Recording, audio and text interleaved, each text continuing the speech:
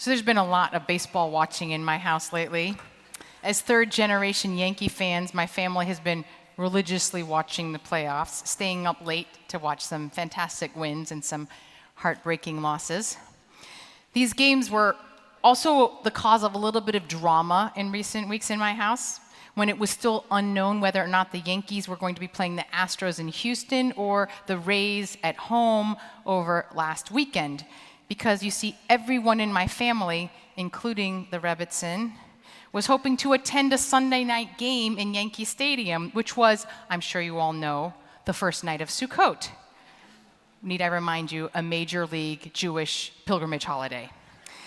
So I protested, but they came back with some very Jewish arguments, like saying that Sukkot is man simchatenu, the season of our rejoicing, where we are commanded to be joyful. And what is more joyful than going to a Yankee game with your family?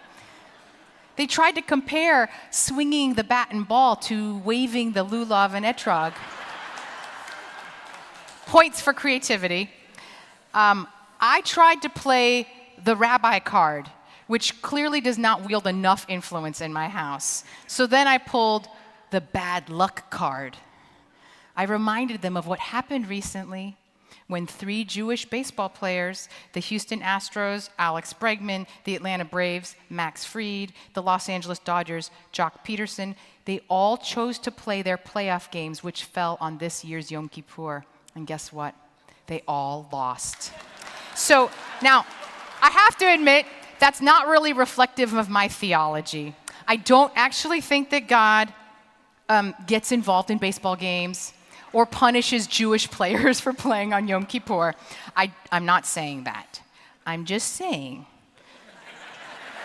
Now, some people called it the Sandy Koufax curse because they're referring to Sandy Koufax, so I think I probably don't have to explain who that is, but he was a very secular Jewish Major League Baseball player. He did not go to shul on Yom Kippur, but when the 1965 World Series had a game, the first game fell on Yom Kippur, he chose not to go because he really felt that he was a Jewish role model. And guess what? His team won the World Series. Just saying. So, fortunately, the Astros won, and so this whole conversation about if they were going to the game at Yankee Stadium on Sukkot, that was moot, and I did not have to go to bat on that one. Haha. Sorry. Okay. But it did make me think about this question about when and how we choose between the very particularism of ourselves as Jews in this world and the universalism of wanting to be American. Because aside from apple pie, what is more American than baseball? Well, I would argue Sukkot, the most universally loved American holiday celebrated by all faiths and all cultures, is Thanksgiving. And Sukkot is the original Thanksgiving, coming about 3,000 years before the American one. Now, our ancestors too, even ancient Israelites, considered Sukkot the most universal holiday of all the festivals. In fact, the prophet Zechariah had a vision that Sukkot would one day be celebrated by all the peoples of the world. He said, "The Lord will reign over the whole earth. On that day, the Lord will be one, and God's name will be one. Then the survivors from all the nations will go up year after year to celebrate Sukkot." And in case the nations did not want to celebrate Sukkot, the prophet Zechariah continues with some incentives. "If any of the peoples of the earth do not go up to Jerusalem to worship God, they will have no rain. The Lord will bring the plague on the nations who do not go up to celebrate Sukkot." Well, that's one way to make sure the nations all celebrate.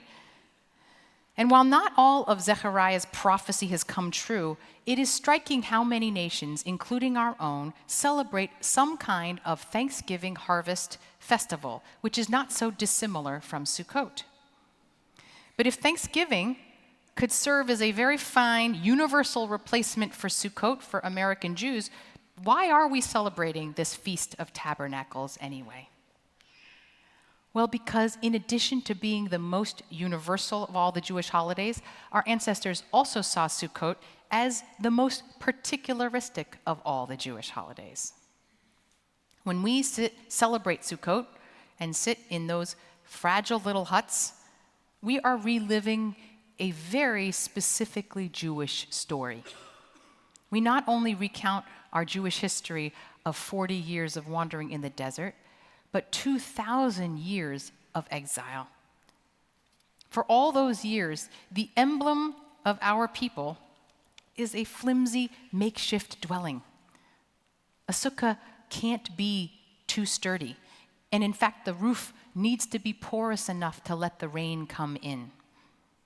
Other nations, they might have a great wall, or a castle, or a triumphal arch.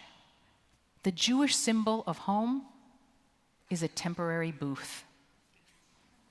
The first time that we are called Am Yisrael, the first time we are a nation, is when we left Egypt, which means that our nation was born not on our own land, but in the wilderness. The sukkah is thus a very particularistic Jewish symbol that is especially poignant when we are marking the abundance of our harvest Thanksgiving festival. Because even in the midst of all that gratitude and all that wealth of food and abundance, we remind ourselves what it is to be homeless and the stranger. Now contrast this story with that of the Thanksgiving holiday in America, in which European colonists, known as the Pilgrims, create a new nation and a new home by essentially displacing people, native peoples, from theirs. Okay, that's obviously an oversimplification of it, but many Native Americans have expressed frustration over the revisionist Thanksgiving picture of pilgrims sitting down with the friendly Indians at a shared meal. As a Wampanoag tribal elder stated, he said, "It disturbs me that we celebrate a Thanksgiving that is based on conquest." And yet, some Native Americans still celebrate Thanksgiving because, in the words of one Sioux elder, she said, "The fact that Native Americans managed to survive with our ability to share and to give still intact gives us hope that healing is still possible."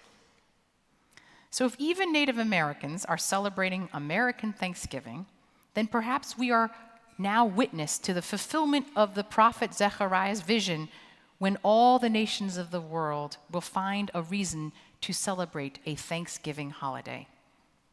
But it's important to remember that in that vision, all the nations do not come to this universal festival of gratitude from the same place.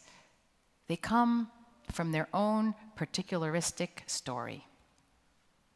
We relive that unique Jewish story this week during Sukkot, the story of the birth of our nation in the wilderness, the story of finding strength in our vulnerability and fragility of our wandering, and the empathy and faith of remembering what it is to be a stranger.